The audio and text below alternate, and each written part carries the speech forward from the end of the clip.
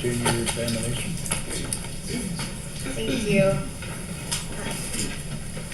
So with regard to exhibit 98, what is this photograph of? This is a photograph of her face and upper chest.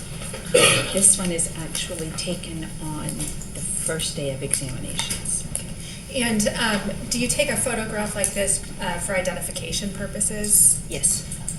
Okay. So published 98. Granted. Thank you.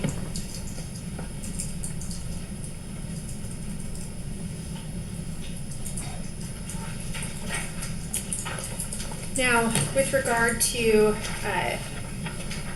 101,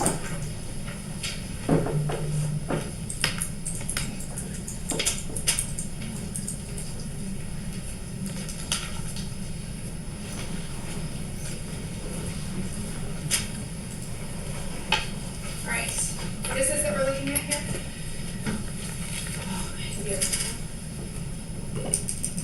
This is a photograph taken during the examination of one of her eyes. We don't always take our photographs so that they're easy for other people to orient. So for everyone in the room, that is upside down. Okay, so, all right, so where I'm pointing here at the base of the photograph, that would be the top of her head, That's correct. and this is where her chest is, right? Yes. On the top? Yes. Okay. Generally speaking, with regard to these measuring devices, do they, are they oriented so the writing is, the top of the writing is facing the top of the head? Yes. Okay. All right, so this would be her left eye, is that accurate? Yes. Okay. And what do you see in this eye? So in this image, at the lateral part of her eye is a very small red area. Is that where I'm pointing here? Yes. Okay. And what do you believe that is?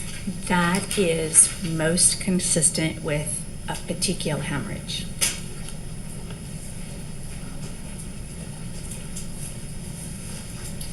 And 102. All right, again, we're upside down. So top of her head is here at the base, Yes. correct? And this is her mouth at the top? Yes. Okay. And what is this a photograph of? This is a photograph of the inside of her upper eyelid. And there's a very dark, almost linear looking area of hemorrhage on the inside of the eyelid. Okay, is that where I'm pointing here? Yes. And what do you believe that is? It's hemorrhage, and it's surrounded by tiny hemorrhages, which would be petechiae. That's large enough that we wouldn't call it a petechial hemorrhage, but it is hemorrhage. Do you have an opinion on what the cause of this hemorrhage is? Only in very general terms. What are the general? Objection, relevance. Overruled. So an area of hemorrhage on the inside of the eyelid of that size and shape is most consistent with a blunt impact to that region. Okay. And then you indicated it was surrounded by petechiae? Yes. All right, 103.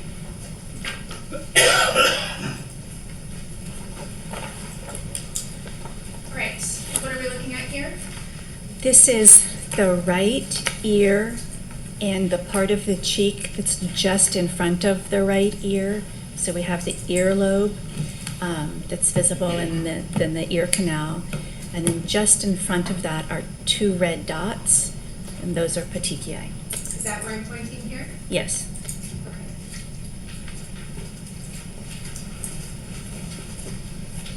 Okay. And 104.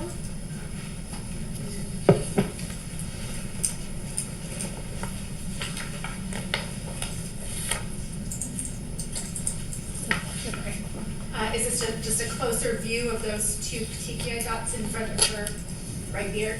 Yes.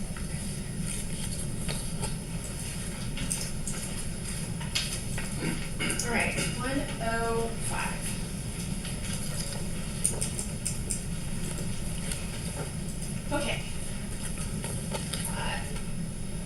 What are we looking at here? This is the right side of the lower part of her face and the right side of her neck. And the ruler is framing a oval, some crescent-shaped, roughly crescent-shaped area of petechial hemorrhages. Is that what this is here? Yes. Okay.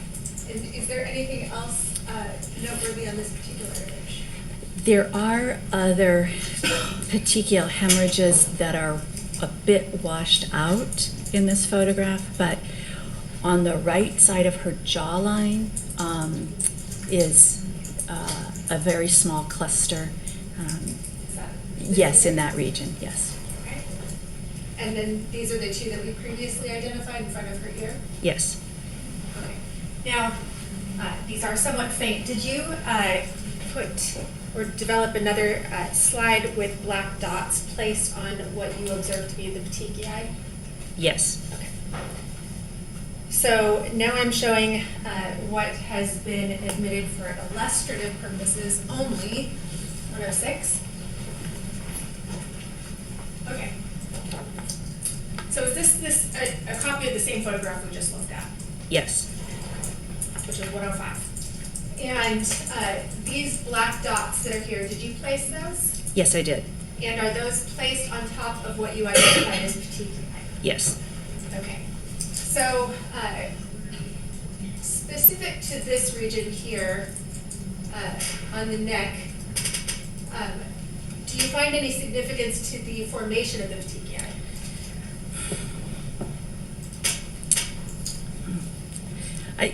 I can say that it is consistent with and not consistent with certain things, Okay. but I can't tell you exactly what it is. Would it be consistent with a finger? Yes. Okay. And is it placed, where is the location of this particular crescent-shaped cluster of petechiae? That particular distribution is at the anterior edge, so the front edge of the big muscle that comes down the side of the neck. So it is just in front of that muscle on the side of the neck. And did you identify a hemorrhage in this particular location? Yes. And was that the hemorrhage to the carotid sheath on the right side? Yes. Okay. Now, petechiae can be developed by restricting blood flow, correct? Yes. Can it also be from direct pressure? Yes. And let's see, move on to.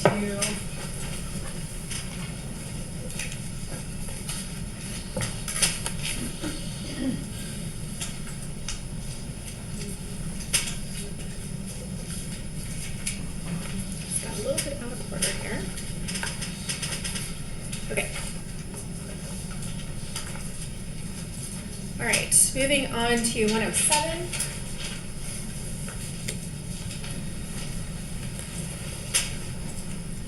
All right. Which side of Marcy's face is this? This is the left side. And do you see anything noteworthy in this particular photograph? In this photograph, although very faint, there is a linear distribution of petechial hemorrhages just in front of her left ear. Is that right pointing here? Yes. Okay. And is there any significance about this formation of petechiae? Yes. And what is that? The distribution suggests that the skin was pinched in that area to create a linear distribution of injury. Now, if petechiae had developed from, say, vomiting, would you expect for it to develop in this particular formation? No. what sort of formations would you expect to see? With vomiting or sneezing, what I would expect to see is a generalized distribution of petechiae across the face. In those situations, the petechiae are easiest to see around the eyes and on the eyeballs, but they can be across the cheeks or down the neck. Okay, but they're generally more dispersed and generalized? Yes.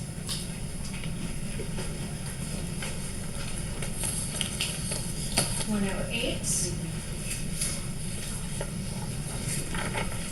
All right, is this just a closer view of those same linear petechiae? Yes. On the left-hand side? Yes.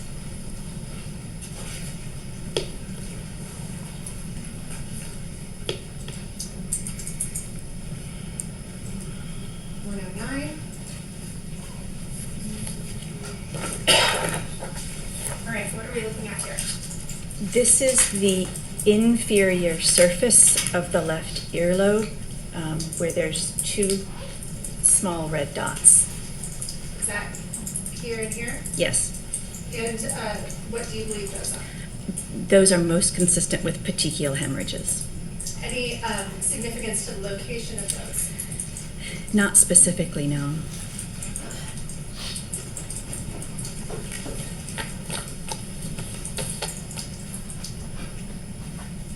All right, showing 110.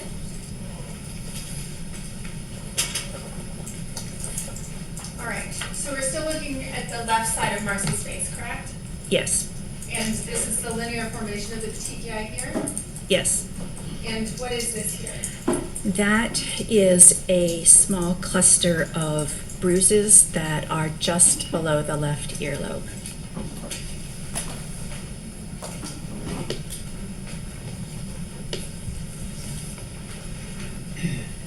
What, 11? All right, what are we looking at here? This is the left side of her neck. For reference, her left ear is at the bottom right corner, and then her jawline, I know it's really hard to appreciate, but it would be diagonally across that. Yes. Like that? No. Okay. It would go from the corner of the ruler Uh-huh. more towards her ear canal. So, So from here, like this? yes, that would be her jawline. Okay. And is there anything significant on this particular photograph? Yes, on the part of her neck that's closest to the 2 and 3, there's a very faint bluish contusion, so bruise, and within that is a cluster of petechial hemorrhages.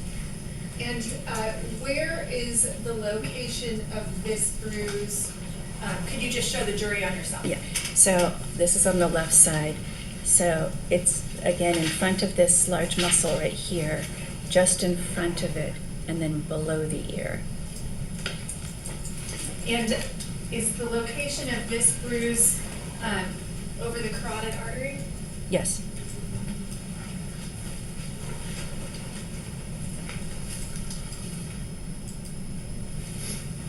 .112.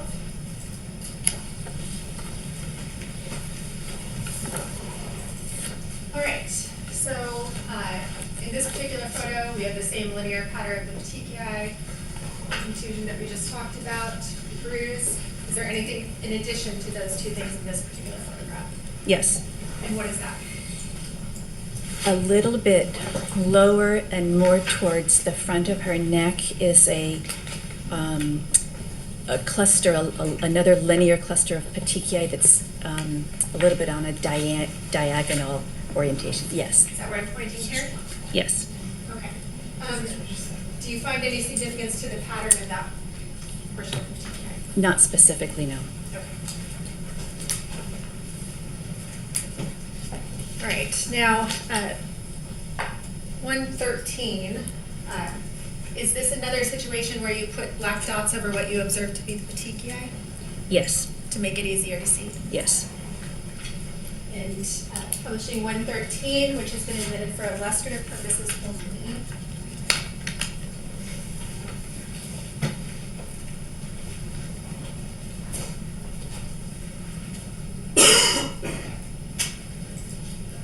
All right, so in 113,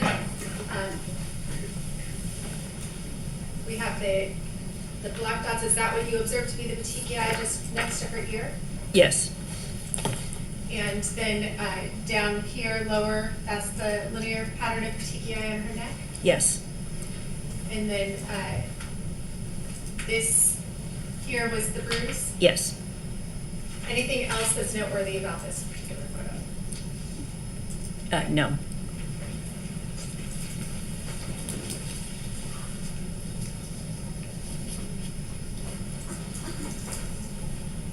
Right, 114.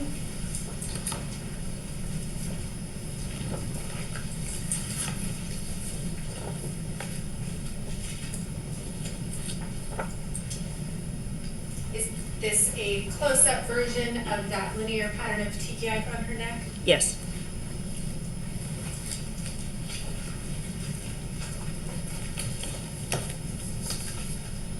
All right, 115.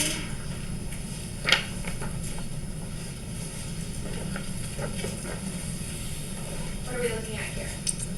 This is the left side of her cheek and the part of her chin just below her lower lip.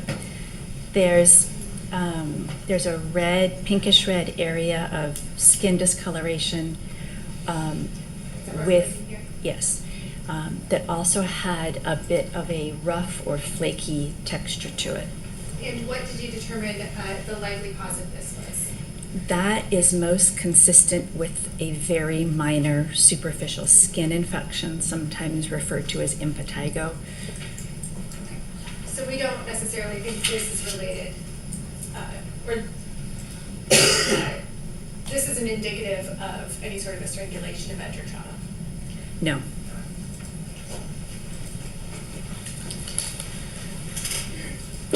And 116.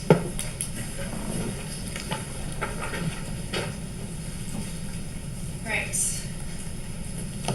What are we looking at here? This is the inside of her scalp. So in order to remove the brain, we have to invert the scalp. So this is the part of the scalp that sits right next to the skull. And in this image of the inside of her scalp are a number of deep red, pink to deep red spots. And what is the significance of those to you? These are hard to assign significance because this type of change is common in a lot of different types of death. So it is not unusual when a person dies for their scalp to become very congested and to look like this. But it can also be indicative of blood that has pooled in the head for other reasons.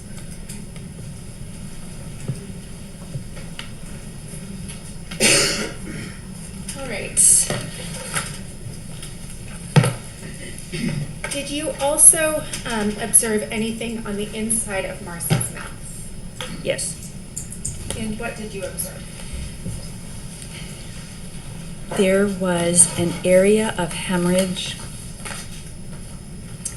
I believe, on the right side, on the inside of her lip, on the upper side, and then there was a round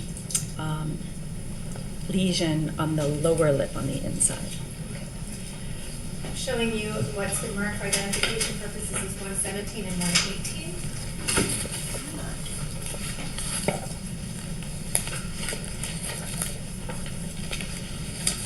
Do you recognize what those are? Yes. And what are they? These are images of the lesion on the inside of the lower lip and the area of hemorrhage on the inside of the right upper lip. Okay. and true and accurate depictions as they appeared during the autopsy? Yes. Go to omit 118 and 117. Can I see them, please?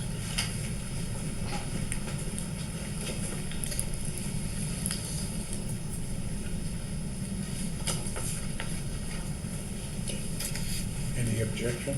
No objection. 117 and 118 original. All right. Let's first talk about 117.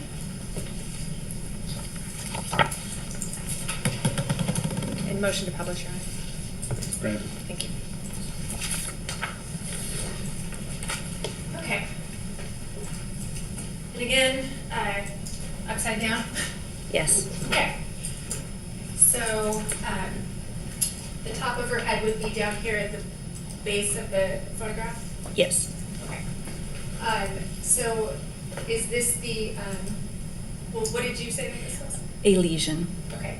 And what do you think the likely cause of that is? That is most consistent with a typical mouth sore, sometimes called a canker sore, or a blister on the inside of the mouth. And why do you say it's more consistent with a canker sore as opposed to some sort of an injury? This lesion is very round and has a very sharp border, and that is not typical of injuries, and it is more typical of a canker sore or a localized infection. And 118?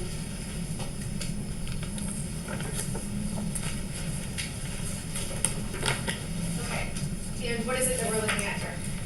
This is the inside of the right upper lip, and this is a hard area to photograph, but it's an area of hemorrhage that is inside the mouth, sort of on the inside of the cheek.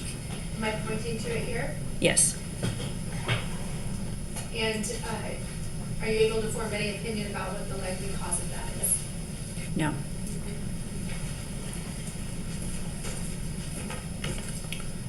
All right.